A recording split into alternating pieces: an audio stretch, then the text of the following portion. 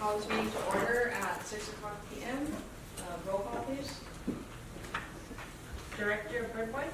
Here. Director Bigstone? Here. Director Menard? Here. Director Proctor? Here. Director Berker? Here. Director Valdez? Here. Director Garcia? Here. Would everybody please stand for the Pledge of Allegiance, please?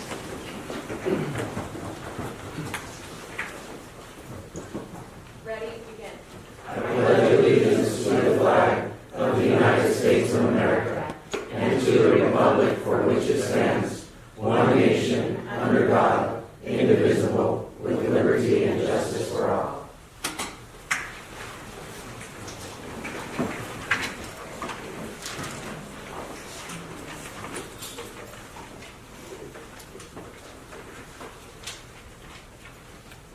Consider approval of the agenda. In the case of an emergency, items may be added to the agenda by a majority vote of the board of directors. An emergency is defined as a work stoppage, a crippling disaster, or other activity that severely imperils public health or safety or both. Items on the agenda may be taken out of sequential order as their priority is determined by the board of directors. The board may take action on any item appearing on the agenda. Do you have anything to add? Yes, Madam Chair. Pursuant to Government Code Section 54954.2, I have a recommendation for the Board of Directors to add an item to the agenda to in whatever order you determine would be appropriate. My recommendation would be for after public comment, in the event that there's folks here who want to give public comment and then leave, but prior to the consent calendar.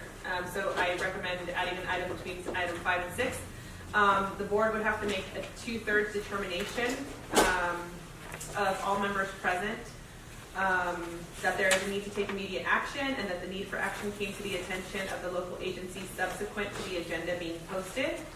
The agenda item would be a closed session pursuant to Government Code Section 54956.9, paragraph D1, conference with legal counsel existing litigation.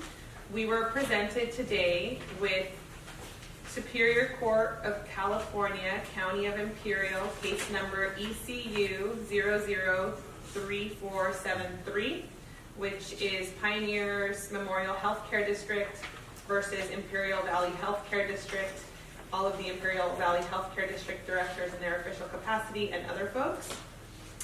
Since we were served with this, well, not served, but we were presented with this petition for writ of mandate, which was filed yesterday. It was brought to our attention after the agenda posting, but I believe there is a need to discuss and take immediate action. So I'd advise the board to break into closed session to discuss. Okay. Do you have a motion to make the adjustments to the agenda? I second. Second. I have a motion by Goodsell and a second by Berker. All in favor say aye. Aye. Any opposed? Any abstentions? Motion carries. So at this time we'll move on to public comments. At this time the board will hear comments on any agenda item and any item not on this agenda. If any person wishes to be heard, he or she shall stand, address the president, identify self, and state the subject for the comment. Time limit for each speaker is 3 minutes total, not 3 minutes per item, but rather 3 minutes per speaker for all items on the agenda. A total of 15 minutes shall be allocated for each item for all members of the public. The board may find it necessary to limit the total time allowable for all public comments on items not appearing on the agenda at any one meeting to 1 hour. Do we have anybody here that would like to make a public comment?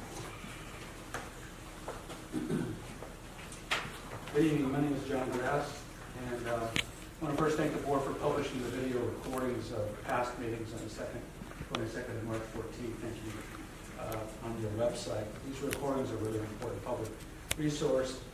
The IVHD is a steward of public trust and must have the opportunity to be heard as you reshape the county's health care for decades to come. IVHD is still in its infancy. Its communication efforts need significant work. Currently, comments, questions submitted on the website have gone unanswered. Perhaps most concerning is the email on the website doesn't work and results in undelivered messages. It would be reasonable for the board members to have their own IVHD email address or that contact information for the IVHD Chief Administrative Officer or Clerk to be provided on the website, along with instructions for submitting public comment to the board. Finally, we again request that all documents provided to you and discussed among board members to be provided to the public via the website as part of the agenda packet. Missing from tonight's agenda packet posted on the website are the documents related to item 8E, a review of Heffernan and IVHD financial statements. These should be provided in the agenda packet to the board and to the public in advance, not merely as indicated under item 11C. Thank you. Thank you. Do we have any other public comments?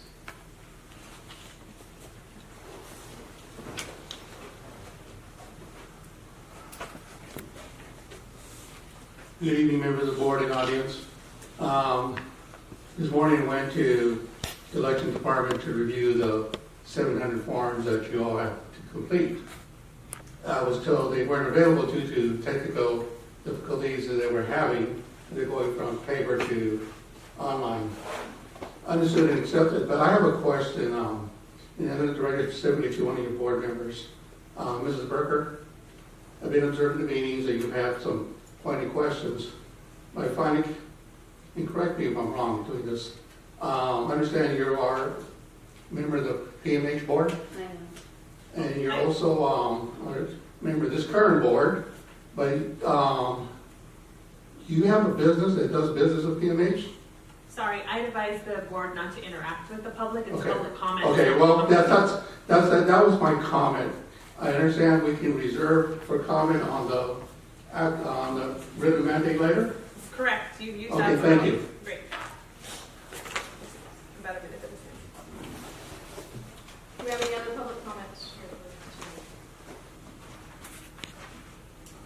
Seeing none, do I have a motion to move into a closed session? I second. I second it. I have a motion by Goodson, 2 seconds. What's your proper ticket? And a second by Proctor. All in favor, say aye. Aye. Any opposed? Any abstentions? With that, I'll move to closed session.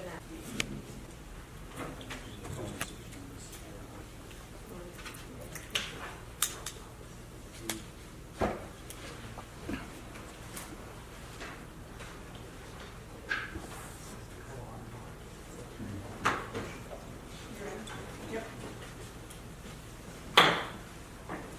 How is meeting back to order at 7 o'clock? Huh?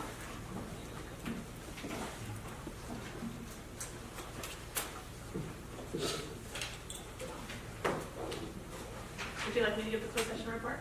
Yes. There were no reportable actions taken during the closed session. Thank you.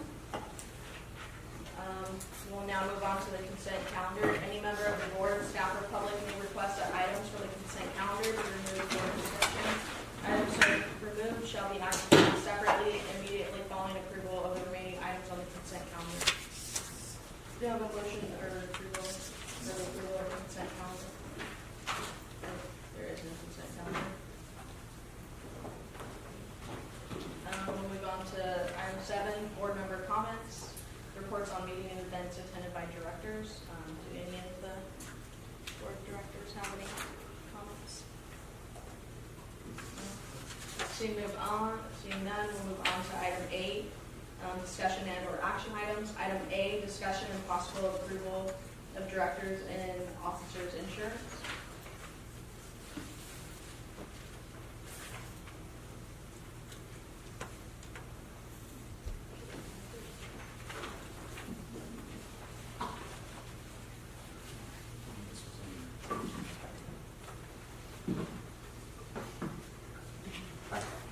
So I'd like to pose a question.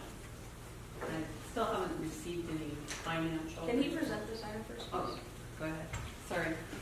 Well, so we reached out to Beta and for D&O coverage and general liability, and this is the quote for the D&O coverage. And I believe these are the limits that they recommended, and I believe they're acceptable. And so the prorated contribution will be $7,500,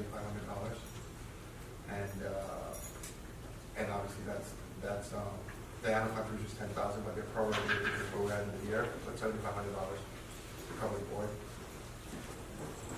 And this is for the director and officer coverage. we're going to see the D&O and the general liability is a separate one. So this one is for the indemnity defense, it's for the coverage for zero or each wrongful act or for insured persons who not get reimbursed. 25,000 for each wrongful act with the entity reimburses the insured person, 25,000 each claim, including defense expenses. And then obviously there's the liability limit for $3 million per occurrence and $3 million aggregate. And that's the fee for the vehicle coverage. Do you have any questions from the board? I have one. But I'm noticing that this defense expenses are paid within the limits of the liability, not outside of the limits. No, I don't understand the question. Well, the question is that if defense expenses are paid within the limits of liability, that means that $3 million per occurrence with the $3 million aggregate can get eaten up by attorney fees to defend it. So if we lose, then we don't have any limit left to pay. There are policies that have the defense outside of the limit. I mean, it's probably more expensive, but I just figured I might bring that up. So if your defense expenses are paid within the limits of liability, that chunks down your per occurrence, which is the same aggregate. So I don't know if that's what we want or not. Just So, I mean, I don't know if this answers your question, but the way I read that is the limit to what insurance would pay towards a claim is $3 million. And part of that $3 million includes the legal fees necessary to defend the claim. So, yes, if the claim ends up being for $3 million and you've got $500,000 in legal fees, you'd only be able to pay $2.5 million. And then the other $500K would come out of the pocket of the district. Yeah. So I guess my question is whether or not we have, and I understand this is because we're like piggybacking on with what Heffernan already had. Is that No, this correct? is a special quote designed for us. Okay. If there was a way to get a quote where the defense expenses are outside of the limit. I mean, I know it would be more expensive, but We can go back to them and ask for another option. I know there was a higher one, and they felt their recommendation was that once you begin to sell in the hospitals, that would be the time, but it doesn't mean that we can ask now. So definitely I could go back to them and ask for a new quote and bring it back to your next meeting.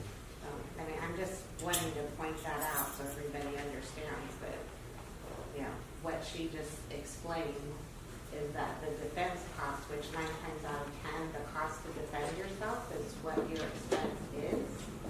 But, you know, if you win, woo-hoo, but if you don't and you still have to pay out, then your limit has now been chunked down by your cost to defend yourself. So, Your potential settlement limit. yes. Do you think that we need more insurance? Like, I mean, right now we don't really have any assets, and I think our insurance would change, you know, as we get more I assets. would say we're probably okay for now, but I just feel like, I mean, for those of you out there, I am an insurance agent, so I feel like I have to do my due diligence in pointing this out to the board because I would never recommend that one of my clients get a policy that have the defense expenses within the limits of liability unless there wasn't anything else available. So I just feel like I have to say that. But $3 million per occurrence is the same as the $3 million aggregate. So, you know, if you have $1 million things in a year, you have the whole $3 million. But just be aware that your cost to defend yourself is going to tick away at that $3 million limit. So, I also would like to point out that this policy is only from now until July 1, 2024, and then it's time to redo it again, at which time you could increase it. Yeah, renegotiate. renegotiate it, or we could bring it back whichever you choose. It might be a better approach to just take this policy for what it is now, and then in July or June, when we start needing to renew it, do it, Relook at it. relook at it. And also just a disclaimer too. I have no affiliation whatsoever with this company in any way, shape, or form, just to be clear. So, Do you have any other questions from the board? I have a question about finances. The item is on item E. Okay. So this is, that was the item for, Do you have a motion? On item A. Do you have a motion? The consideration would be whether or not to approve the proposed D&O insurance. I make a motion to approve the proposed insurance coverage. Second motion. I have a motion by Garcia and a second by Medart. All in favor, say aye. Aye. Any opposed? Any abstention? Motion carries. We'll move on to item B, discussion and possible approval of general liability insurance. general liability, same term as the one for D&O. So it's good from the time you call them to July 1. And it's the same $1 million per occurrence and giving an idea. All defense expenses are paid outside of the per occurrence limits. Also, limits are subject to the per occurrence and aggregate limits. And this one is prorated at $2,500 for what's left over the fiscal year. Do you have any questions or comments from the board? Do you have a motion? I move that we approve it. Second? I'll second. I have a motion by Proctor and a second by Garcia. All in favor, say aye. Aye. Any opposed? Any abstentions? Item carries. Moving on to item C, discussion and possible approval of district bylaws. I'll take that one, Madam Chair. So attached to the agenda packet are some draft bylaws that we drafted for the board's consideration. They're included in the agenda packet, and I'm just going to kind of go through them high level, but if there's any questions from the board, please let me know. There's a preamble, which invokes the 8918. There's the scope of the bylaws, and the purpose of the scope is to set forth what will be governed by this board and the rules of this board. So this is not the medical staff bylaws. You don't have a medical staff yet, but at some point in time, if you do have a medical staff, you would adapt medical staff bylaws to run those med staff operations. So a lot of these bylaws follow either Robert's Rules or the Brown Act, with a little tilt for healthcare districts. So the purposes are listed in section 2. Profit and gain, this is a public healthcare district, so there's no contemplation of profit or pecuniary gain, although that doesn't prevent you from having profit and utilizing it consistent with the powers. Disposition of surplus property, that's just in there because it should be in there, but you don't have any property yet. At some point, we'll have to designate a mailing address and official offices for IVHD, but I left that blank since we haven't made a determination and we don't have a building yet. At some point, we'll come back and that'll be a simple amendment to the bylaws. So the number of qualifications, elections, or appointments section follows the language of AB 918. The term, this also follows AB 918. This board at some point in time in the next couple of months will have to decide on the staggered board of directors and choose a number of board members to remain on this board for the next election cycle, in which will cycle off. But each member of the board so by the conclusion of the 28th election, all 7 board members will be elected officials and your terms will be 4 years. The powers and duties, you have all the powers and duties listed therein, which are consistent with those listed in the local healthcare district law. There are some duties that I want to bring your attention to as the board.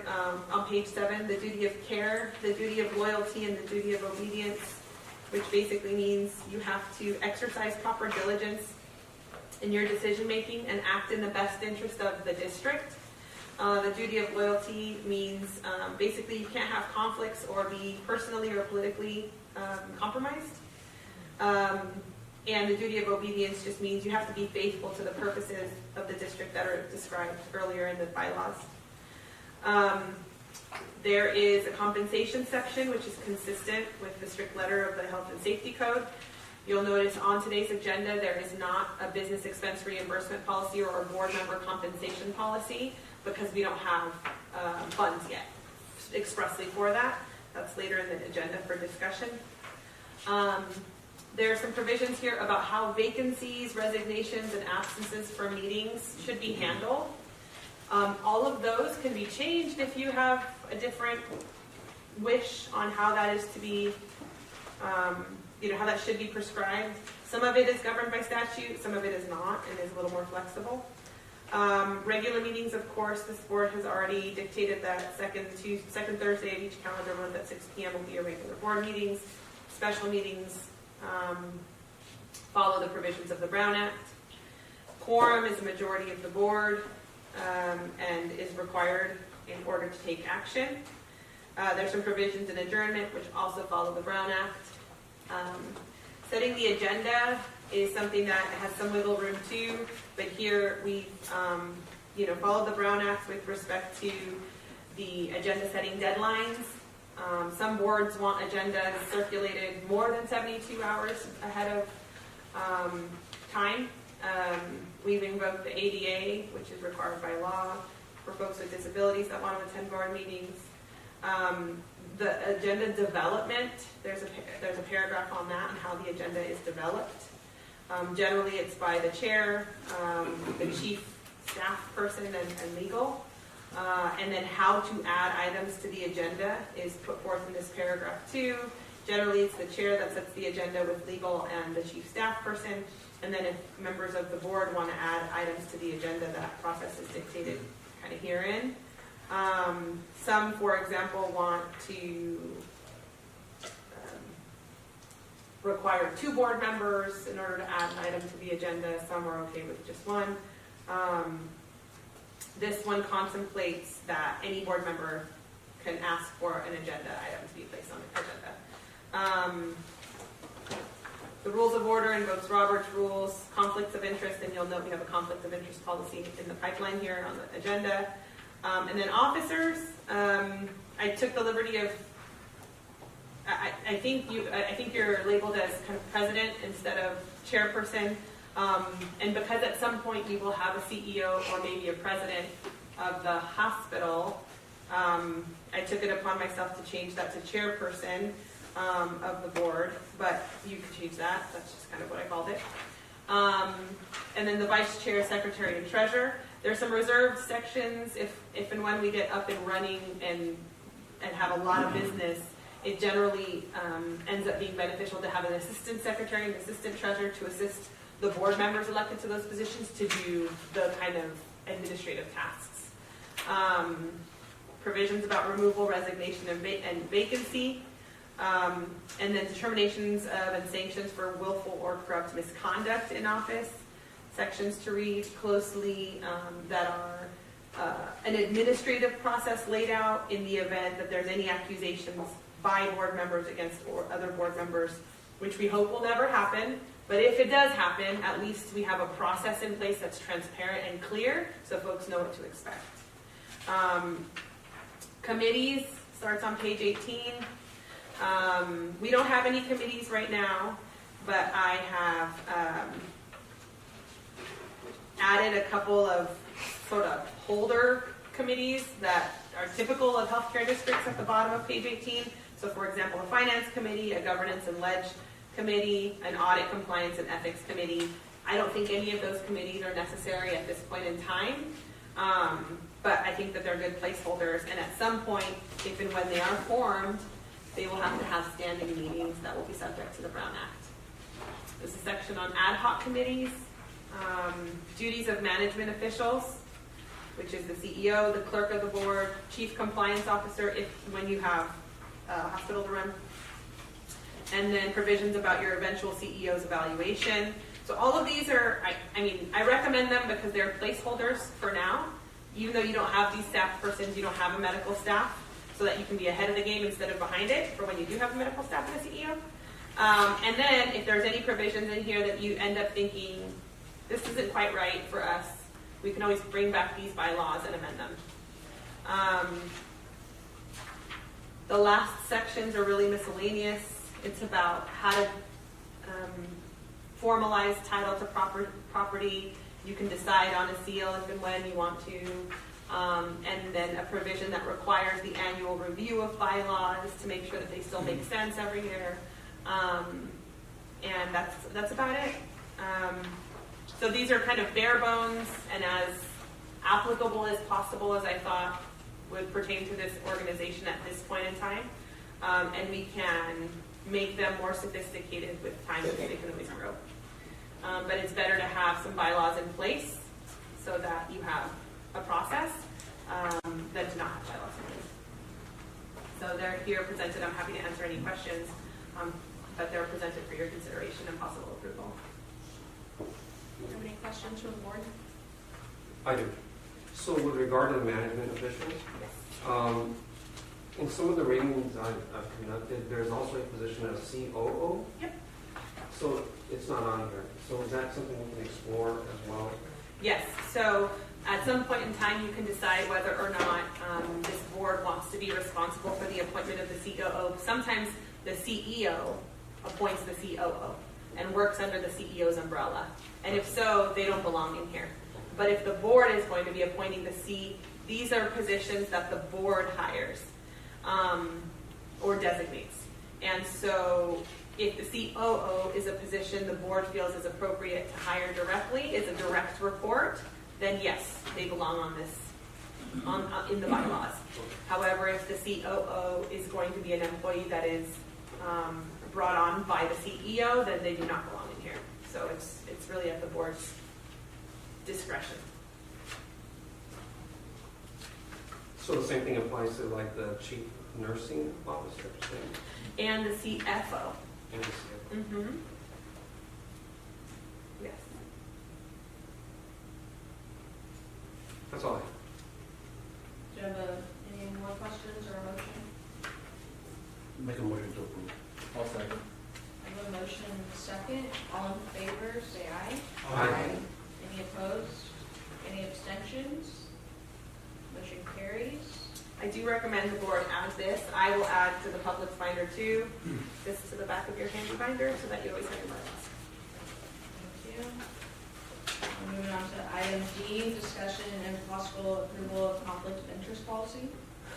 So there are two things that this board will eventually have to approve. One will be a conflict of interest code, and the other will be a conflict of interest policy. So this is the policy, and the reason the code isn't presented here is because you don't have staff yet. So conflict of interest code is required by the Political Reform Act. The Political Reform Act on its own, even without a code, already requires this board as elected or as appointed public officials to file Form 700s within 30 days of assuming your office, and that dictates the filing of the Form 700s. When you have staff and counsel and consultants who are going to be making determinations regarding public funds, so who are going to be making the decisions of the agency, like your CEO, or making direct recommendations about what this board should approve in terms of funding or money, those folks will be listed on a conflict of interest code with disclosure categories about what they have to disclose in their Form 700s for the purposes of transparency for the public. Because you don't have staff, I thought about bringing a conflict of interest code, but it doesn't really make sense yet because I don't know what you want to call folks, and what you call them is very important because if you have CEO and you decided to call it president, you would have to amend the code, and it's kind of a pain in the butt. So I figured we would get a conflict of interest policy up and running first. So what this policy does, a lot of really, I would hope, intuitive stuff, but it is stuff about, personal, financial, or other competing interest conflicts, potential nepotism, individual financial gain, and making sure that the policy accurately reflects the law, the legal requirements to avoid conflicts of interest pursuant to the Political Reform Act and Government Code 1090. So this just says, generally that these are public funds and you have to avoid all transactions, arrangements, or decisions that may give rise to personal conflicts of interest or personal gain. There's some examples that I find handy about, spouses or other folks, and decisions that you might have to make, and when a conflict could present. And then there's the procedures and an attestation. So on the back, there's an attestation that each board member would have to read upon becoming a board member within 60 days of appointment or election. And it's basically your personal attestation that you've read this policy, you understand the significance of the policy, and that you won't engage in conduct that could be a violation of the policy. And this is more administrative because there's criminal and civil liabilities for conflicts of interest outside of this policy. But this is just an easy way of having some public assurance and internal transparency with respect to what is a conflict and when you're, and signing an attestation that you agree with these basic concepts. Do you have any questions from the board? Should this also have a scope attached to it? It could, but the scope is like all decisions of this board. So any decision that comes to this board, this policy would apply to that. So, I mean the scope as to who this policy applies to. oh, I see what you mean. Sure, I can add that. I'm happy to add that. This is generally would apply only to the board of directors and your chief executive officials. So yes, I can add a scope section that delineates that. I would make the motion to approve this with, or all that. Yeah, no. As amended? Sure. Yeah, as amended, only to have that scope there, so it's known on beforehand. Okay. Do you have a second? A second. I have a motion by Medard Jr. and a second by Proctor. All in favor, say aye. Aye. Any opposed? Any abstentions? Seeing none, motion carries. We'll move on to item E, review of Heffernan and IVHD financial statements.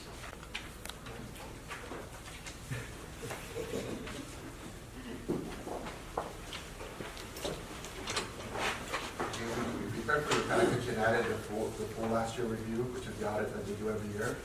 And this is the current status of Heffernan's, the latest profit and loss report. Short story is, let's see,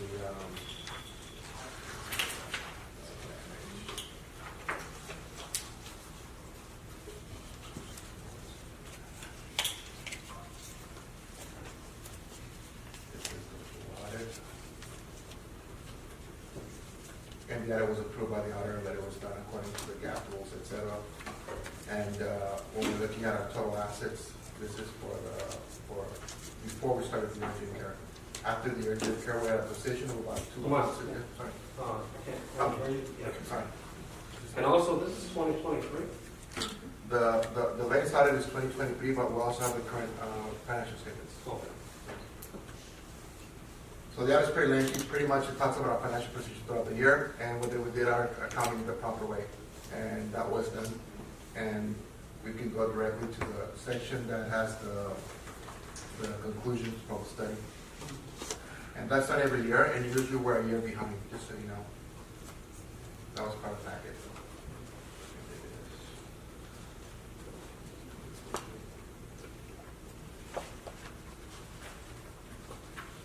You will note that traditionally, Heffernan Memorial Healthcare District provided a lot of grant programs, up to $750,000, $500,000 every year. During the last year, they focused on urgent care, which is about completed. We've had a lot of issues with delays that were outside of our control. Like the urgent care is going to be ready hopefully by July 1, August 1. And that's where a lot of the funds went. And for this year, so a lot of the strategic plan in the budget, which is going to happen in the next couple of weeks. Also, the funds we didn't do any grants because Heffernan is focusing on what IVHD is going to do. So that's why you saw a reduction in grants for this year. You're not going to see any grants. So that's the reason. So I'm sorry, but here's the. So who does it say in here who was awarded those grants by Heffernan? Yeah, the only one grant that would be on this one would be the grant that's in progress right now, which is the grant for, what's the grant called?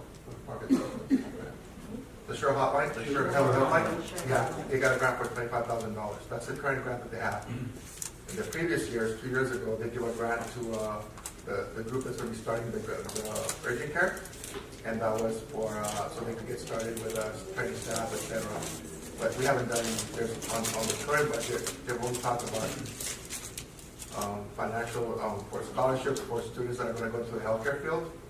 And it was proposed to budget $44,000 for people going to the field. Nothing else has been discussed about grants or any other programs because we're waiting to see what we're going to do as a new district.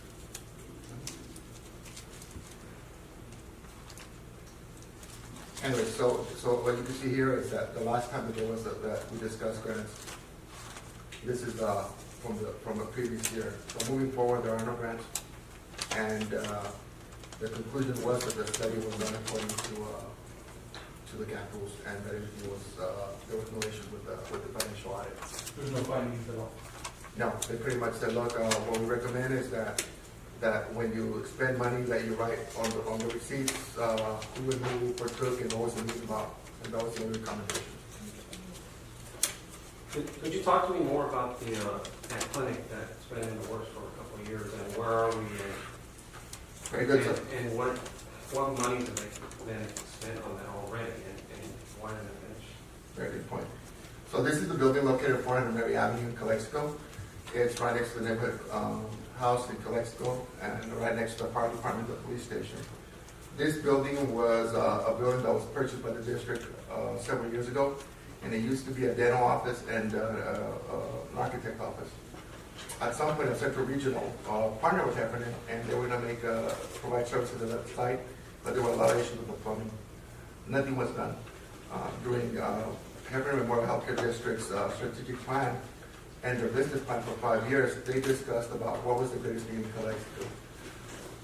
At some point, they discussed urgent care, community clinic, healthcare education, and a couple of years ago, 2-3 years ago, they decided that what Calexico needed most is they don't have an ER, and having standalone ERs is that's not something that we can do, that they would need an urgent care. So the district budget for the urgent care, and the construction of what initially was going to be a resource center and classrooms that were in a partnership with IVHD, we changed direction and went into the urgent care.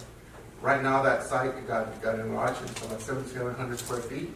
There's been a lot of challenges because what happened in the last 3 years with the end of COVID and everything that was going on, there was issues that were unforeseen when the construction started, such as issues with the ducting, issues with the roof, issues underground. So that building pretty much had to get redone from the ground up, and it was on remodel only. The initial budget for the initial project was about $2.5 million. Did that occur because there were no inspections then? I mean, if you're building a facility, you're going to have permits, you're going to have inspectors coming out and approving different phases of the structure, right? That is correct, but when they bought that building, there was no blueprints for that building. So when they first came and did when they responded to the bid for the actual project, there was a lot of findings that were not known at the time that came known when they started doing the remodel of the building. Because that building's a remodel, the option was, do you want to do this urgent care from scratch, knock it down and start over? But we were advised otherwise because of cost. And the most economical, more efficient way to do it was to remodel the building that it was. And with an RFP, Sanders Inc. did the design, and Mitchell Builders got the contract. And there was also later when as the building started talking about deadlines, we wanted to know what we can do with this building as far as an urgent care. We're given 3 options by the legal team. Number 1, that building could be owned and operated by Heffernan Memorial Healthcare District. That building could be, Heffernan Memorial could be the landlord, just build it and lease it out, or it could become a community clinic. Because of the realities of Heffernan not having experience in an urgent care or managing it, and the fact that a community clinic would not be sustainable with the model, we went with the model of doing the urgent care and doing RFP out for providing urgent care services. So we went and looked for an operator with experience in doing urgent care, and that's what their specialty was, not something else. In the valley, we looked around and there was not really many urgent cares, and the ones that were mostly doctor's offices with very narrow hours, and they really don't fulfill the true calling of an urgent care. We believe that the difference between an ER and an urgent care was limb-saving, life-saving goes to the ER. Anything else would probably be seen in an urgent care. And when we did the RFP, many people went and said, we're gonna make a proposal. In the past, we had proposals for individuals in the community that wanted $1.7 million to the urgent care in their clinic. It's not an urgent care. They didn't have the experience with urgent care centers, nor had they operated one, nor had any real experience in the last 3 years. Only had one provider that applied that met that criteria. After discussion and entertaining the many possibilities, they went ahead, and that was the Dr. Tyson Medical Group. Now, were there any things, like, any special requirements in the selection of the entity or the provider that you chose? Definitely. Besides everything that you mentioned, I mean, non-profit status, profit status, any of those kind of things? We went through the whole round, and one of the we believed there was going to be more proposals for our entity. We were hoping that El Centro would apply, UCSD would apply, Pioneers would apply. And I haven't been an ER nurse before. I kind of know both of the ER groups and like the ER groups because they're very strong. They manage an urgent care because you have that connection to the emergency room, right? And somebody could see a patient in the urgent care, and because they know the guys working in the ER, there's a lot better communication and transfer of data, etc. But neither applied for the proposal. So we did look at some point and had a legal opinion to make sure that we can partner with somebody that was a not-for-profit. But eventually, the Dr. Tyson Medical Group did form a foundation. So then when they were awarded it, you're saying it was legal because they didn't have to be a nonprofit at the time. And their landlord and with the landlord, they pay a lease. Right? So yeah. So they didn't have to be like when they applied. Well, they're starting from Yeah. So when they applied, did they have to already be a nonprofit prior to applying for it? Or was there something in writing where as long as you get approved as a nonprofit by a certain period of time, then you're going to be okay? We went up for a legal opinion on that because we didn't know initially when we started drafting this, and we went for a legal opinion, and we found out that we can do it now. When we first started talking to this group, they were not a foundation. They became a foundation before the construction started, I believe, if I recall correctly. We're talking almost 3 years ago.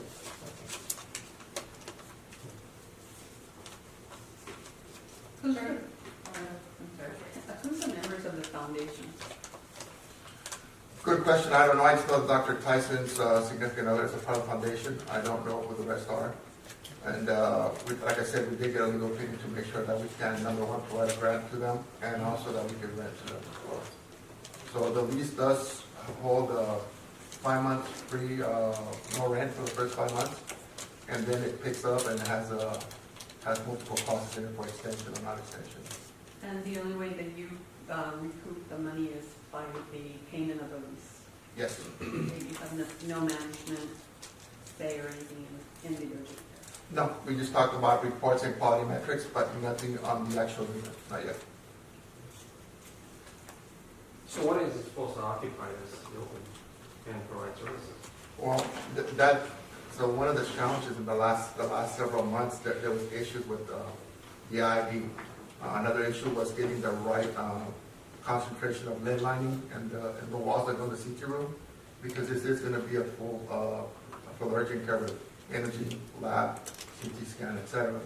So the latest as of November 1, Mitchell Builders is being fined $500 per day because they didn't meet the deadline to have the building done. So right now the building is about 7,700 square feet. The north side of the building, which is about half of the 7,700 square feet, is probably going to be ready in 60 days. The south side where the CT room is going to take a little longer because of the lead lining.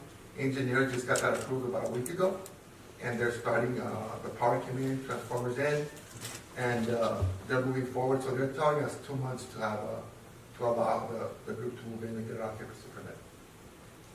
How much have you gone over budget? Well, the budget, as far as over budget, I don't believe we've gone over budget yet. The initial project with IVC was about $2.5 million. We are now at about 4.5, 4.7, because the building originally was going to be big shells, 2 big shells, or 3 big shells. And one of the areas was going to be used for the board meetings on the off hours, and it was going to be classrooms the rest of the time.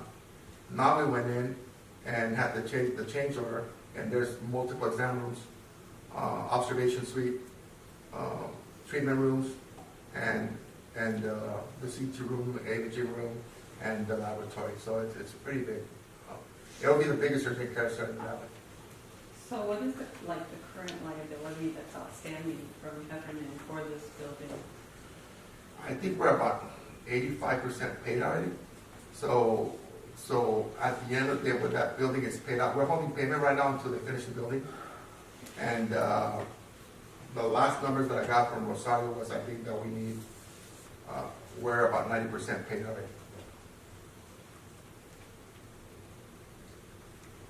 Is the lease a one-year lease with Dr. Tyson or the provider?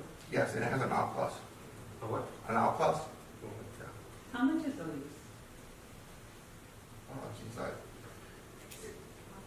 it's $1 something a square foot, and for the first 5 months they get a buy on it, and then they start paying rent.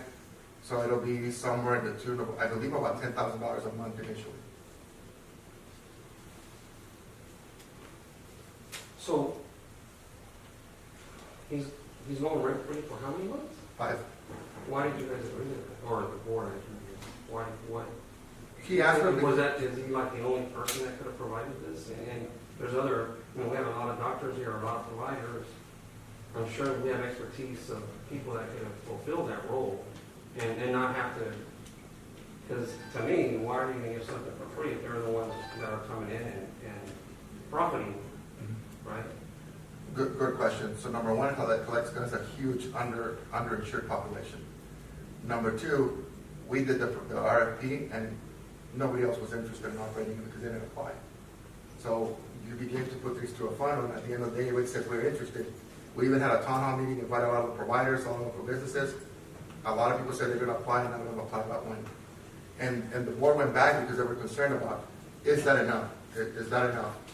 Fortunately, the guy that applied had met all the check boxes that he qualified to do the urgent care. Okay, so now that we're going to become a district and we're going to go Heffernan, Yeah, he hasn't occupied the building, right? correct. So where would we be if we decided to let him know, hey, you know what, we're going to put this out again?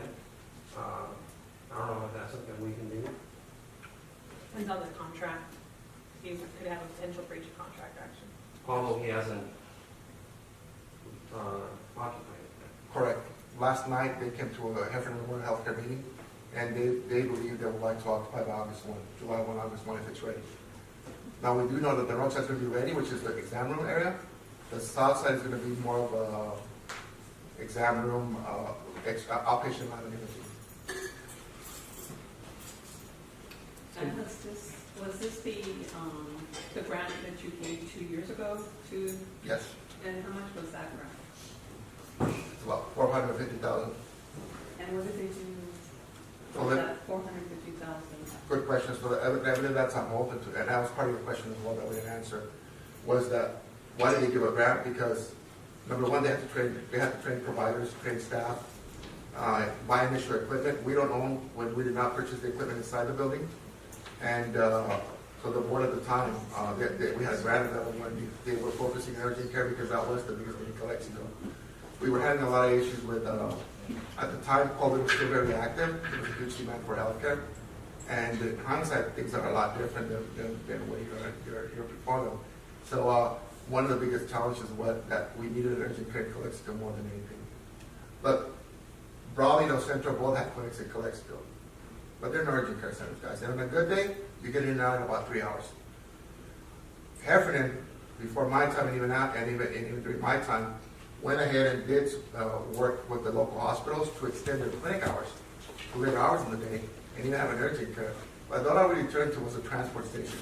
You get there, you have a broken arm, you have to go to the emergency room. You need stitches, we're going to send you to the emergency room. And that's what it was. And I think that somehow, somewhere along the line, we missed what we were trying to do, which was take care of the patients in the right setting.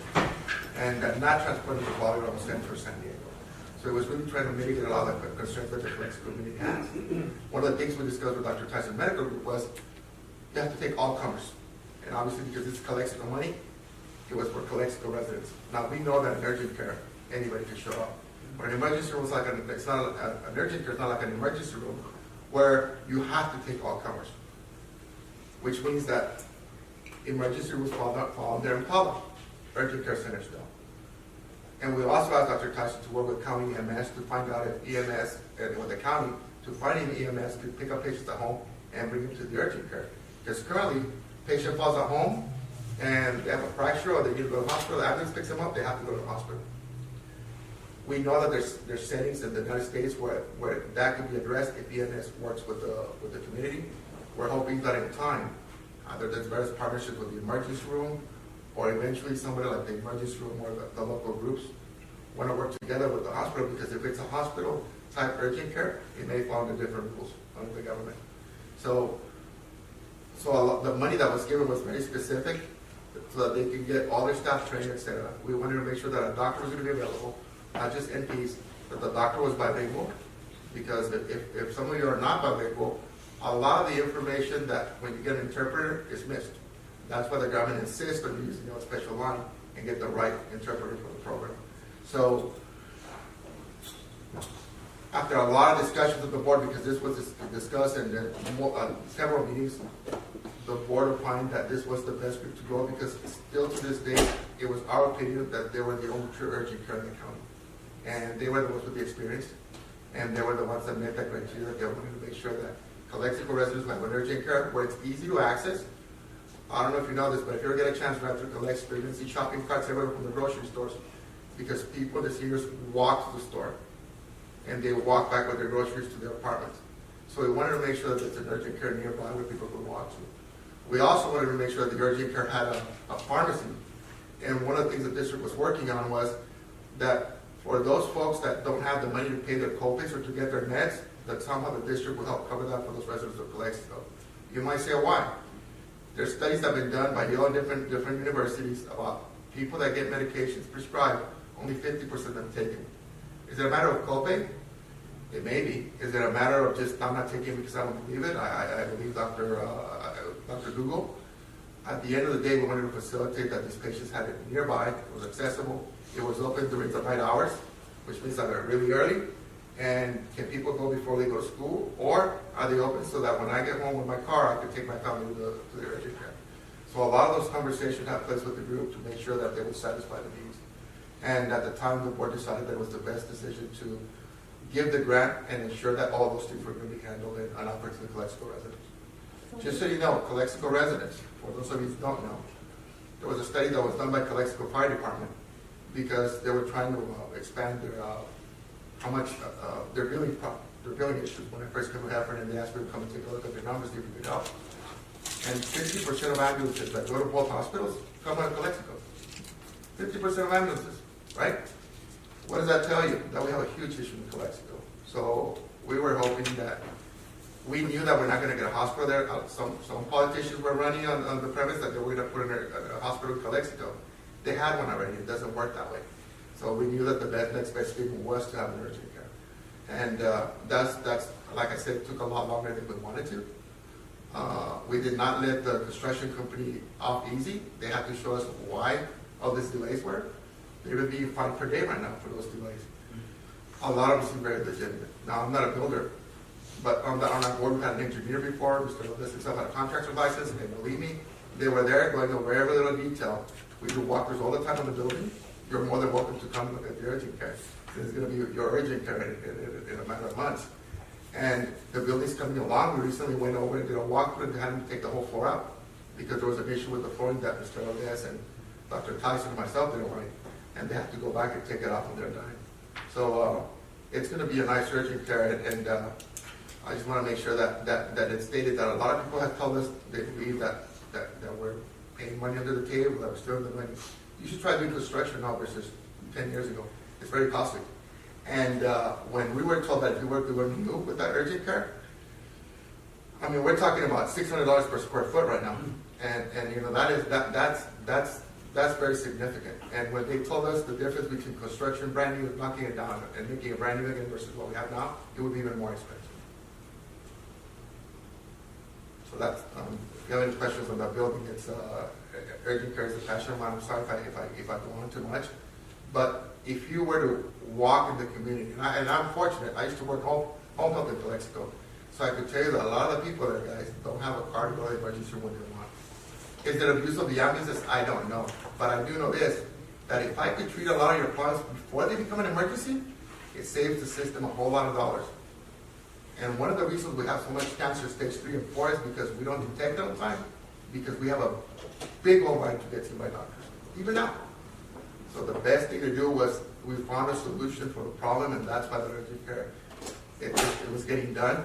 And I guess all criticism, if those people criticizing would actually know healthcare and would know the community, they would realize that it's the best thing that could happen for Mexico, short of a standalone ER, which we're not going to get because the law does not allow for that, right? So that's my soapbox. Sorry. So with the amount of ambulance services, like you mentioned earlier, I mean, I'm sure that took a toll on the fire department, right? So Yes. Did you guys as a district provide any funds to help them out or anything like that? Good question, to our detriment. So, and what I mean is, I believe that at the time, the board had the best intentions in mind. The fire department and the city were short of funds to fund the department. The department came and did a great dog and pony show. Heffernan wanted to help. Heffernan has paid for defibrillators for police cars, for the fire department, paid for ambulances for the fire department. I don't know how many, but I know that it's been a few $1 million. Everyone paid 1 year the fire department because they didn't have money to run the ambulance, and that was like $1.2 million that we gave to the fire department so they would be able to continue to do the ambulance. Out of everything that we have given to the city of Calexico, where we have given the most money is on the ambulance services, because that was our hospital on wheels. That's my question. Okay. And just to add on a little bit to that, to the answer was that like I could have said it better. That was the hospital at Heffernan. Yeah, no, say you can see because of the abuse. The Calexico's fire department is city owned. It's very different to the county one, and there are their own politics. And at one point, I was told by LAFCO when I came on board that if we wanted to donate any more money to the city, we would have to have a conversation with LAFCO because it was really not the district's position to be doing that. And that's why you see a lot of the politics and maybe negative politics about what's going on, because we could not fund it because we had an agreement with LAFCO because Heffernan himself was dissolved. And when we came on, we asked LAFCO for 4 wishes or 3 wishes, and one of them was exactly that, and that's why during the last few years we did not donate any more money for the ambulance service or some of the city programs. I don't have any more questions. Do you have the finances for IVHD? Yes. So current status, where we're at, we're about $2.7 million on the bank. We own the office that we're at, 601 Heber Avenue. It's a small office, less than 2,000 square feet. That place needs to be redone, period. And the urgent care in a position for $500,000, that's now close to $800,000 or $900,000 with the interest that was owed for that investment. As far as the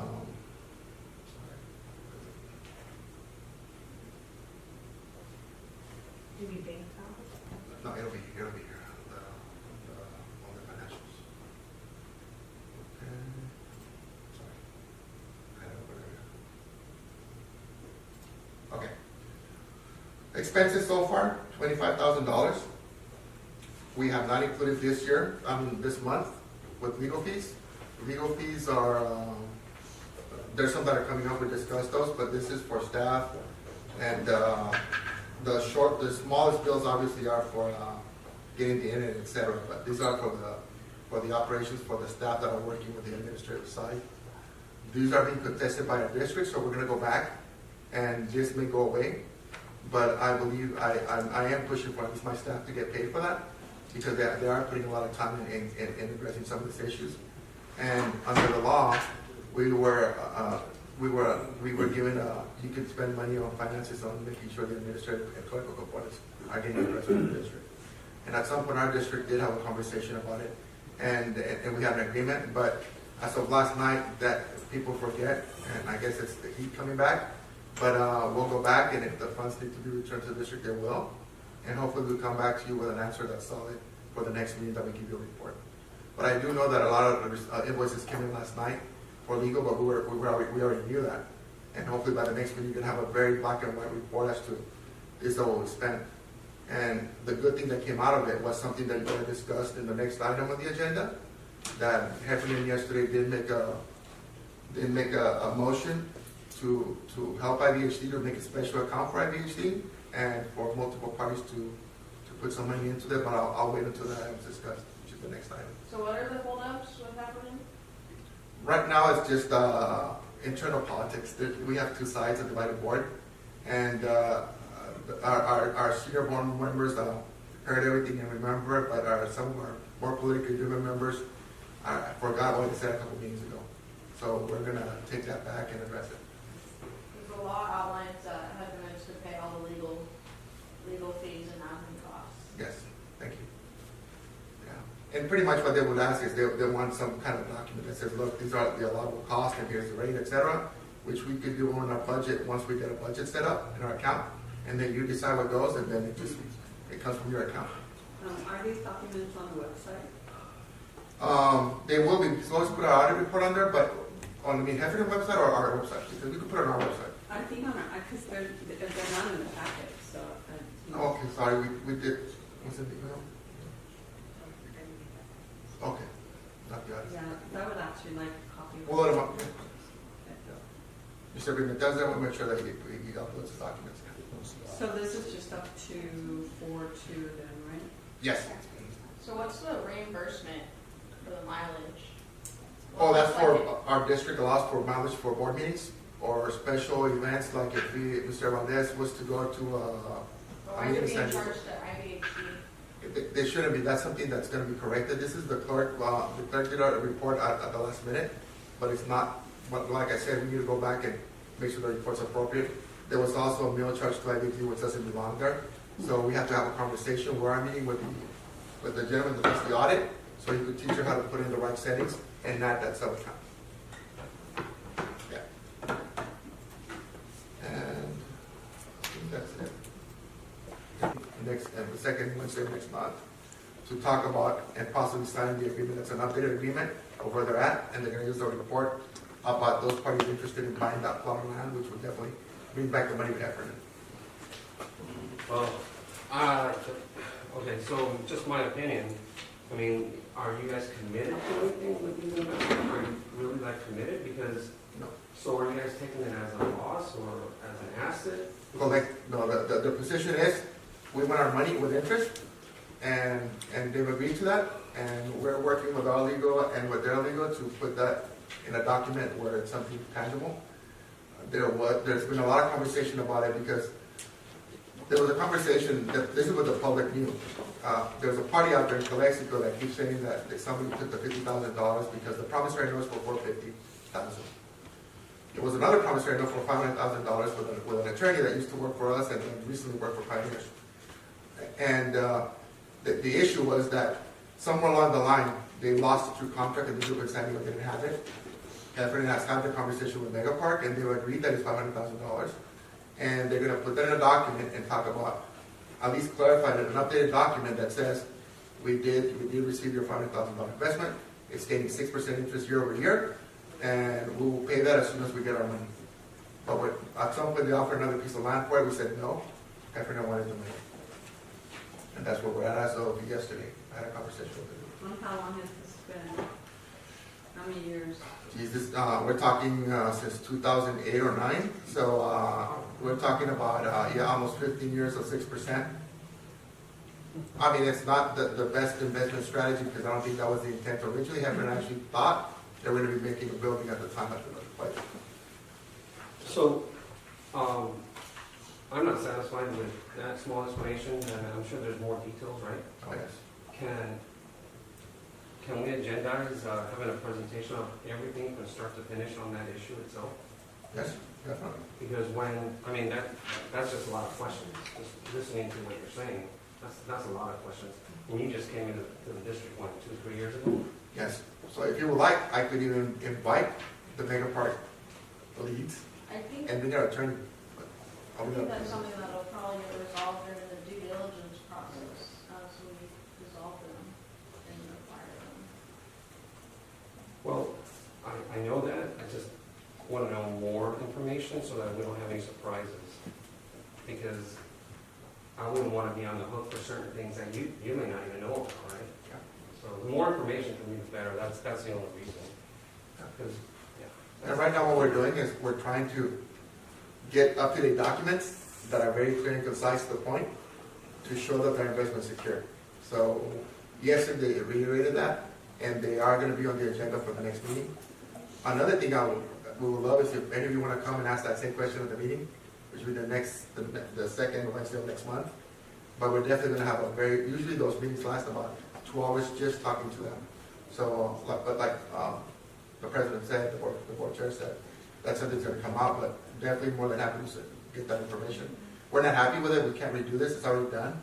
So right now what I'm trying to make sure is that we have all the documents in order so we could get our investment back with the interest that was promised and signed. Any other questions? I would, may I come up to speak? Yes.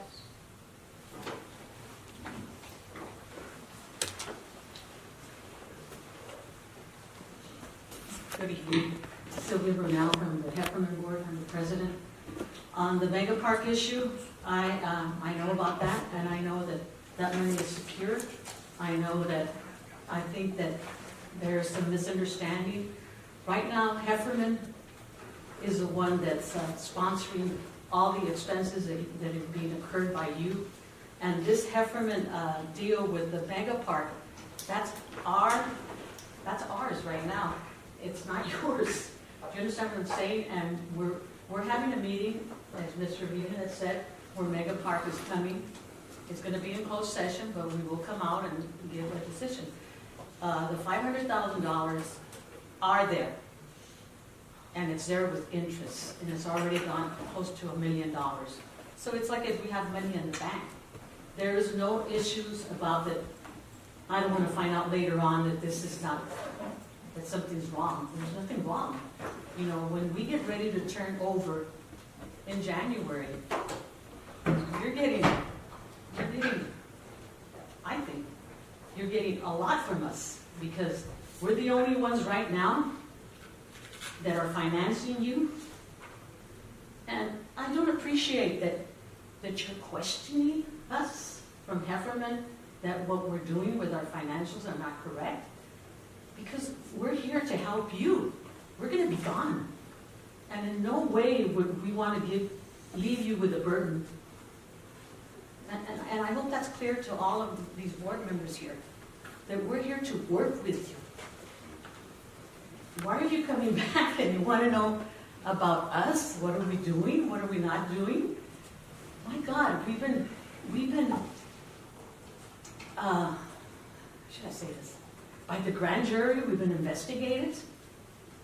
Because there's always people out there that think they're doing something wrong. We've been on LAFCO for 5 years on probation, where every quarterly we have to report. LAFCO we just got off probation. They didn't find anything wrong. They didn't find anything wrong when we were with the grand jury. There's nothing that's been found that we are not doing the way it should be done. Please, we need your support. We don't need for you to be banging us down. We're not doing anything that we shouldn't be doing. I just want for you to keep something in mind. Assemblyman Garcia appointed the Heffernan District for a reason. We don't have anything to hide. And we were the ones are the neutral. We're not pioneers. We're not out central. We're right in the middle. And Heffernan wants what's best for the community.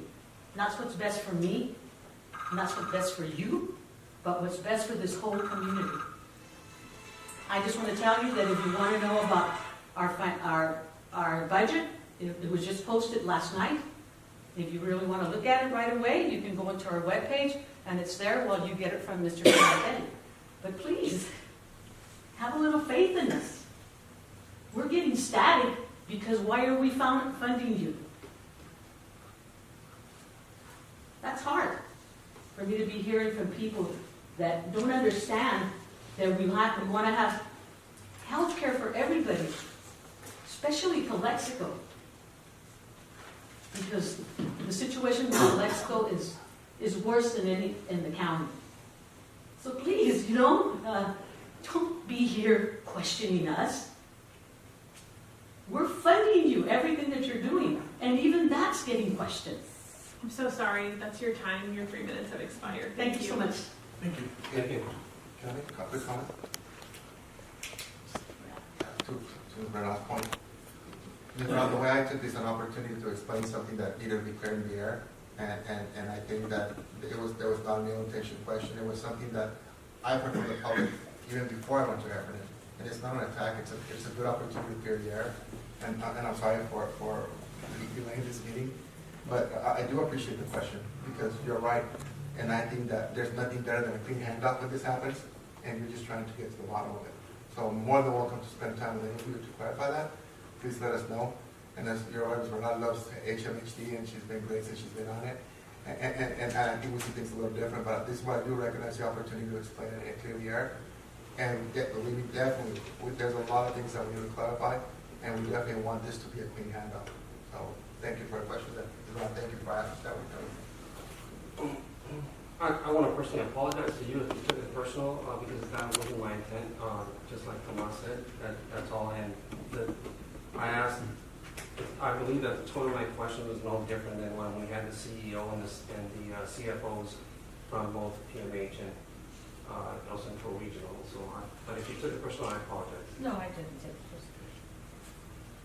I would just like to make the statement that I'm glad that the two of you are very passionate, because that's reassuring to me. Me also coming from a very small community that is completely underserved, like the rest of the valley.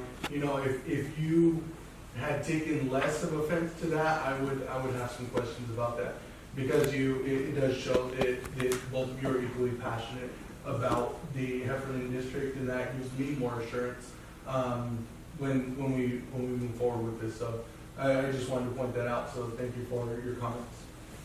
Any other comments, questions? So let's move on to item F, discussion and possible action regarding creation of bank accounts and requests for additional funding from Heffernan and Pioneers in Warren Healthcare District. All right. Yeah, sure. So I have here the language of AB 918, and you've heard some of this discussion in what just arose in review of the Heffernan and IVHD financial statements. So one of the concerns that I've heard from Heffernan that I believe the Heffernan board has is that AB 918 provides some specific language for funding for administrative employees, financial means to hire administrative employees, financial resources to complete clerical tasks for board meetings and public meetings, including creating agendas, setting up meeting locations, dates, times, and ensuring the transfer of existing healthcare services with minimal interruptions, providing the venues and the financial means for a venue. It's great that we're able to meet here for free. Providing the financial means to hire legal counsel. So I've heard concerns about, for example, other expenses that we're going to have to incur as we continue to move forward in this board's goals and purposes. And we're going to need money to hire more folks, such as at some point, potentially we'll have to hire, well, for example, one of the items that I was going to bring to this board meeting is a business expense and reimbursement policy and a board compensation policy, which would provide, consistent with the bylaws, consistent with the health and safety code, and consistent with the practices of every healthcare district in the state of California, a very modest compensation for the board of directors, which is about $100, which you can increase by no more than 5% every year for attendance at the board meetings, and you would be compensated for example, mileage, because gas is very expensive and many of you are traveling from very far away to get here. But there's no clear funding mechanism for that in AB 918. It doesn't mean you're not entitled to these expense reimbursements, and it doesn't mean that there's not money out there that can be used for these types of expenses. Heffernan, Pioneers, City of El Centro, or ECRMC can agree to fund expenses such as those. And we thought about an easy way to do that would be to have this board consider whether it would like to direct us to put a written request forth to PMH and Heffernan, or PMH and Heffernan and El Centro, for equal funding for a bank, a separate bank account, which would be within the subset of the Heffernan bank account. So imagine your bank account, and then you have the savings and a checking, and you have another checking, which would be specifically for IVHD. It would be populated for IVHD so that you can segregate your funds from Heffernan very clearly, and you can have funds at the board's discretion to utilize moving forward if you need additional consultants or additional folks. Or expenditures for websites or stuff that might not be expressly provided for in AB 918, but that are normal expenses of a public healthcare district. So because we've heard this kind of tension or apprehension from Heffernan, we said, okay, what if we ask for what if we make an official or a formal written request for additional funding from Heffernan and Pioneers, and ask them for funding, for example, for $150,000 from each agency to put into a bank account that would be IVHD's bank account, since you're a separate legal entity too, for the purposes of running your organization. And, you know, that would be open and transparent. The public could see the check registry just like all the other healthcare districts. But there would be some clarity about money that you have in the bank that you are authorized to expend in the manner that you think is appropriate, without the Heffernan board feeling like, why am I authorizing this expense if it's not expressly provided for in AB 918? They would have to make their own findings that, you know, these are appropriate expenses for the district, for the Heffernan district, or for the Pioneers district, in light of the fact that you are their successor agency. So my recommendation is to create a separate bank account or a subset bank account from Heffernan's bank account, and request additional funding for Heffernan and Pioneers, so that you have some modest amount of funds at your discretion, and you don't have to be, you know, stopping and waiting for approvals month to month, because of course neither board can meet except for in a public meeting, which typically happen once a month, and that can be a huge delay, and we don't have time for delays right now because we got a lot of business to do. So that was a thought that we had, and if this is approved, we would send out a written request that both boards could in good conscience consider and approve. And then they don't feel like, okay, well now I'm spending money in this weird way. They're sending money over to the bank account, and then you are deciding how to spend that money. So we just thought that was a potential solution. Yeah. And to add on to that, you all recall the conversations with all stakeholders at the airport, with Assemblyman Garcia, one even with the Secretary of Health and Human Services, that when they explicitly discussed the $28 million that each hospital got for distressed hospitals, they did state their intention, and they, I mean, Assemblyman Garcia and the Secretary of State, the Secretary for the Health and Human Services, that they expected some of those funds to be utilized for the district and the dissolution of the districts and us creating this new district. Furthermore, I would say that maybe perhaps I'm just recommending that we include El Centro in this, and what a show of good faith, right? I mean, PMH always kept saying El Centro doesn't want to do this, doesn't want to do this. Why don't we let El Centro decide if they want to do it, but also have them throw into the pie equal amounts? Because guys, this is going to be expensive, but we know that it's worth the price. We are going to have a better district, and we definitely want to build something way better than before. So, not that it's bad, but I just want to make sure that if we're all going to be together, why wait and start working now? Since if you all remember the discussion that we had, for those of you that weren't there, we were told numerous times that they were hoping that we use part of this $20 million to help this new district become what it needs to be. That was as much as And I just have a comment that last night at the board meeting for Heffernan, we set up $150,000 to be set up on a different account, a different line item on our budget for IVHD, with the condition that the other two stakeholders, CRNC and PMH, will contribute the same. And just to clarify, because some people are saying, oh, it's $150,000 only. No, that's just the initial. Mm-hmm. We know this is going to be more. So an option is to request even more from each one, but maybe have quarterly. Yeah, exactly. So I would prefer to do that.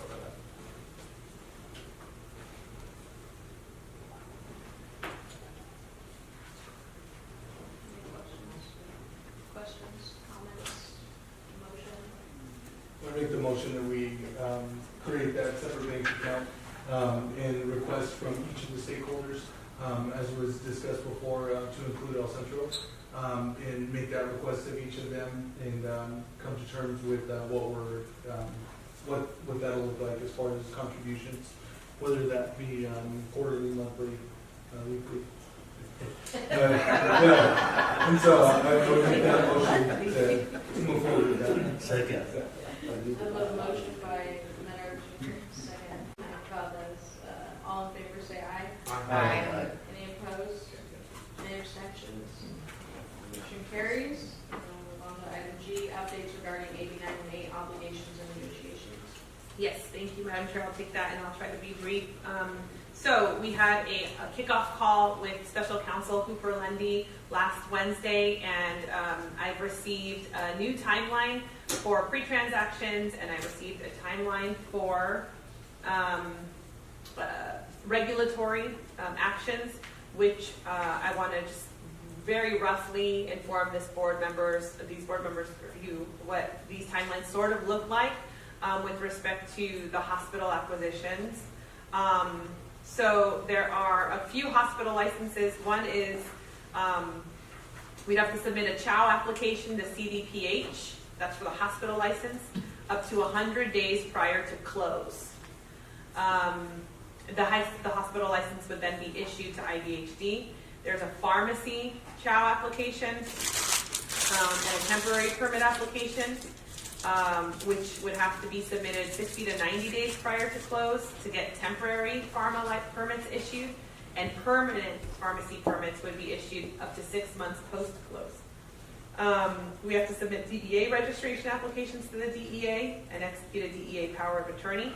We have to submit Medicare 855A applications up to 90 days prior to close, and then we would get recommendation letters and other kind of enrollment records post-close.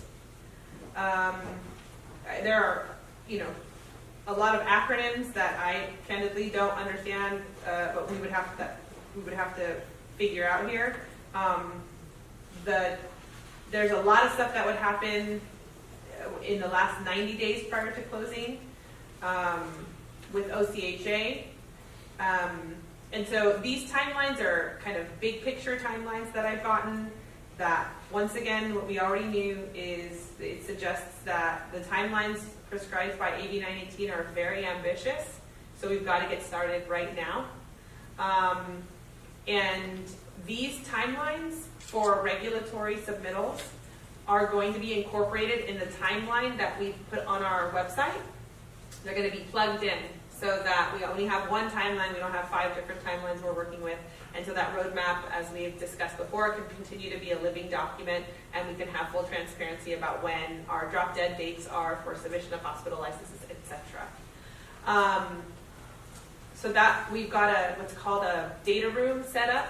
It's called HiQ, that's the name of the site for the data room, so that we can start, and we've already started updating licenses or updating documents to the document database, so that we can start putting forth our diligent or the items we're going to need for our diligence requests to PMH and ECRMC. I have asked PMH and sent over kind of a while back the request for PMH's approval of the NDA. City of El Centro and ECRMC have agreed to sign the NDA that we approved at our last special board meeting. PMH has informed me through their counsel that, I'm just trying to remember the deadline, they have a meeting scheduled for April 23rd where they would consider the NDA. So it's a bit out, but we'll see what they say with respect to the NDA. And if so, then we're hoping that PMH will send over their data so that we could get that Kaufman Hall study updated. We did get, as you know, Preston Hollow to agree to give IVHD ownership of the Kaufman Hall study. So we've got that, and we've got the full study in our possession.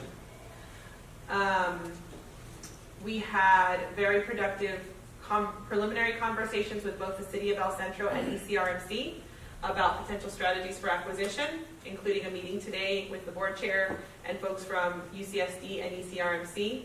And we expect a letter of intent to be submitted to us for consideration, which will go first to the negotiating committee in case for the negotiating committee to listen to, consider, figure out if we need more, if we need something different, if it's good enough, if it's not good enough, and if we've got something to consider from ECRMC and El Centro and UCSD, or I don't know if UCSD would be involved in that, but whatever the LOI terms are, if the negotiation committee will bring them back to this board with a recommendation so that the board can make a policy decision on which way to go, which way it wants to go.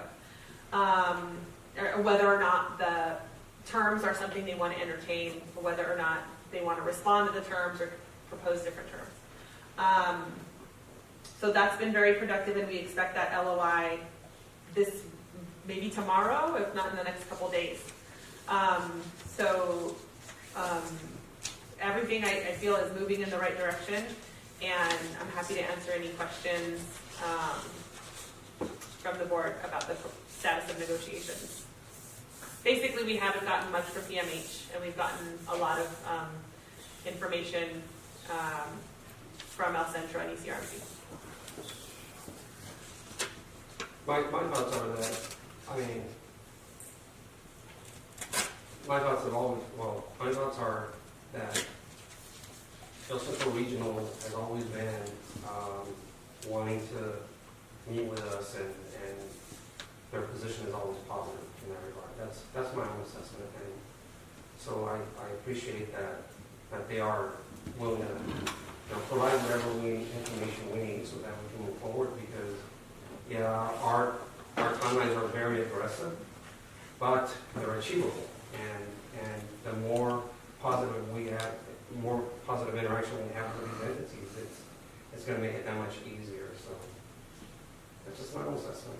I forgot, we also have an appraiser for the El Centro properties, which is VMG, which has submitted a proposal, and as far as I'm informed, that's the direction the city is going to go in to get an appraisal for, and that is really going to set forth all the properties that are involved in the potential acquisition and the value of everything involved.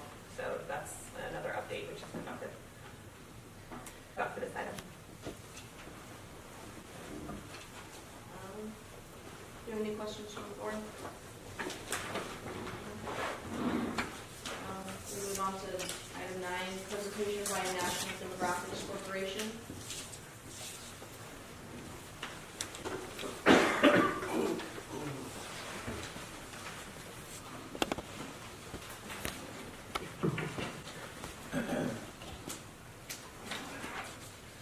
Oh yes, I'm sorry. I'm so sorry. That's my bad. Hello. This is Jeff Tilton, and he is a senior consultant for our demographer NBC Research. He has traveled here to this board meeting to give the first of 5 or 4 presentations that we're going to have. So the healthcare district law requires, and he'll go into this in some more detail, 2 public hearings on districting before maps can even be drawn. So this is the first of those 2 hearings. And on the items for future agenda, I'm going to be recommending a special meeting, hopefully in the next 2 weeks or 2 weeks from today, so that we can have the second public meeting to discuss districting and we can get to work on the maps. But this is Dr. Jeff Tilton, and I'll turn it over to him. Thank you. Sorry. You're okay. We rehearsed it. I know. Sorry. We didn't rehearse it. Sticking around. So, as she said, this is the first of 5 public hearings over 4 days. And so, typically, we would take a jurisdiction that would be voting its governance board via at-large, and that are converting to a by-district elections to support the California Voting Rights Act, which was specifically written to encourage by-district elections. So it's a unique situation you're in, but everything you're doing is a unique situation. So with respect to the California Voting Rights Act, under the Federal Voting Rights Act, a jurisdiction must fail 4 tests before it's in violation of the law. But California strikes 2 of those 4 tests, which makes it easier for a plaintiff to go after a jurisdiction saying they're in violation of the California Voting Rights Act. So, and I bring this up because if you decide you did not want to go by district elections, it's costly. All those jurisdictions that tried to fight going to by district elections have lost a lot of money. And that doesn't count you're talking about insurance money earlier. That doesn't count the money that was expended from human resources, et cetera, legal counsel, and stuff like that. So a number of jurisdictions have moved to by district elections over time. So with that, we have 2 initial hearings that you won't even see maps. It's to educate the public. It's to get input from the public as to what should the districts look like in this jurisdiction. By May 2nd, if not before, I'll have draft maps available to post to the website because we have to meet a 7-day requirement by law to make sure that those maps are posted by the May 9th public hearing. So you won't even see maps until May 2nd. And then on June 13th, we will have 2 public hearings, and hopefully you'll pass a resolution by the end of June 13th, and there'll be 7 districts. But we must follow some rules and laws here. So we must follow the federal laws, which we're going to try to create 7 districts of equal population. Really difficult to do because we use census blocks to do this. And I like to say census blocks are like snowflakes. There's really no 2 alike. They're in different shapes, sizes. And inside those census blocks are different population numbers. We're going to follow, but however, the courts have allowed us to have a 10% deviation among the 7 districts.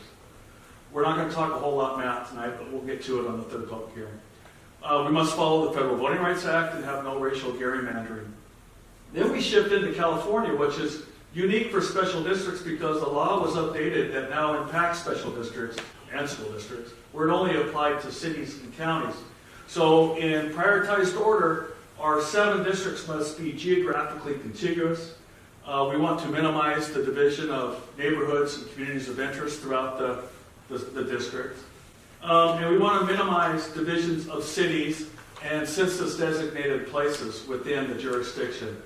We'd love to have easily identifiable boundaries, and we want our districts to be compact. And something moving forward, because we're going to do this again in 2031 as part of redistricting, we shall not adopt election district boundaries for the purpose of favoring or discriminating against an incumbent political candidate or a political party. And then we have some language about AB 918 in there as well. So in order to draw these districts, we are using the 2020 census data. So you can see up there in the jurisdiction that we have here, there were 173,626. So you see at the very top right in the middle. That's the total population within the jurisdiction boundaries from the 2020 census. And then we're going to look at, with respect to increasing the voter strength of the protected class, we go down to where it says citizen voting age population. So that is all citizens who are 18 or older. They may not be registered to vote, but they're eligible to vote. And we use those data to look at the voting strength of the protected class. In this particular case, it would be the Hispanic Latino protected class. So in each of the 7 districts that we're going to try to create, we want to try to get 24,804 in each district. And you'll get a table, etc., that looks similar to this with all 7 districts. That'll show you all sorts of data in those particular districts on every draft plan that comes before you next month. So they're also looking at the concentration of the Latino citizen voting age population. And you see all those colors represent a percentage or a concentration of where the Latino citizen voting age population reside within the jurisdiction boundaries. Now, sometimes that could be misleading. You know that perhaps in the east of Holtville, you know, there are a lot of residents living in that spot. You know, so the numbers can be skewed with respect to, I mean, that's one census block, to give you an example, that's in the southeast corner there. So that just gives you a visual of where the concentrations are with respect to Latino citizen born age population. So in this process, we're asking the public, the board, how do you describe or name an area where you live? What are some of the geographic boundaries, the neighborhoods? Are there certain parks, roads, canals, school attendance zones, etc.? We use all these data to help inform me in drafting draft plans for you. Community of interest, we now have a legal definition. It is a population that shares common social or economic interests that should be included within a single district for the purposes of its effective and fair representation.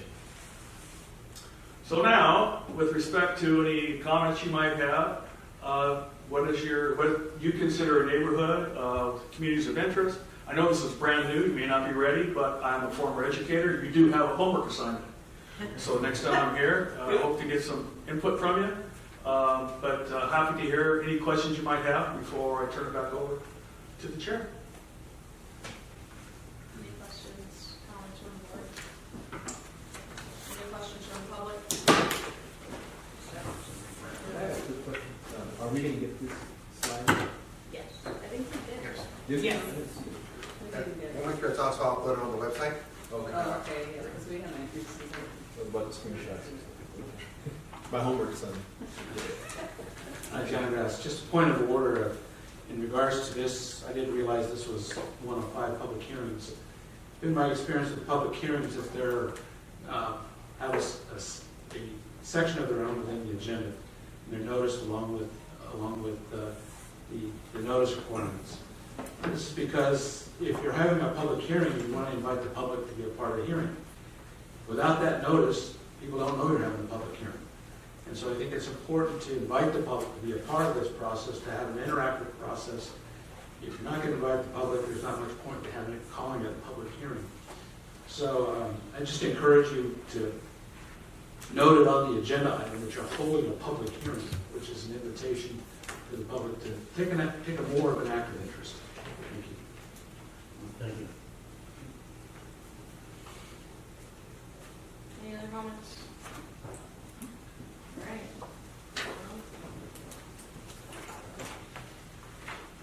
Any items for future agenda?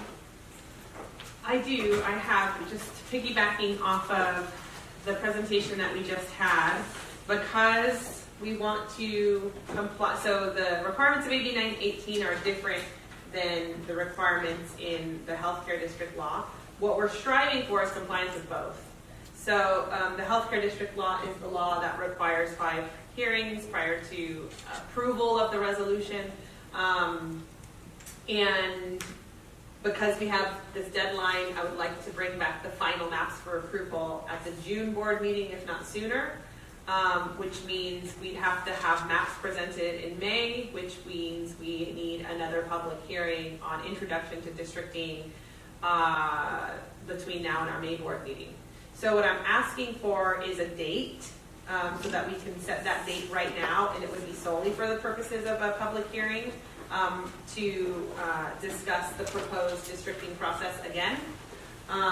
So I don't know whether the board could look right now at its calendars and see whether April 25th would be available for another public hearing. I think that's the date we decided, or we had proposed. So that we can have our second public hearing, and I am happy to notice it more prominently as a public hearing in the agenda. That works for me. April 25th, so it's a Thursday, 2 Thursdays from today. And presumably it'd be at 6 p.m., or it could be at another time if you'd like. I'm good on that. How about, if we did it at 4, would that change, or? Okay, well, we just need a majority of the board.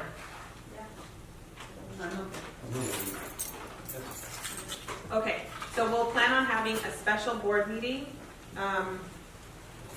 the evening of April 25th at 6 p.m. To hold a public hearing to discuss districting process again, and we'll have our consultant come back and discuss the potential areas of interest, communities of interest. It'll be a similar presentation, and hopefully folks have done their homework and will have some comments about the important communities within the valley to focus on. So great, thank you. Thank you. Good night. Good night. And the location of that meeting? We'll be here. I think the city of El Centro has told us that. Thursdays are good. Yeah, Thursdays are okay. We're good, we're good. So, Great. yeah, just, yeah, Thank you. we're good. All right, and the county's been really unresponsive when we tried to use their chambers. Yes. And pretty much ghosted us. It's been a theme with our board, apparently. So, with that, I'm gonna adjourn this meeting until the next special meeting on the 25th at 8:34 p.m.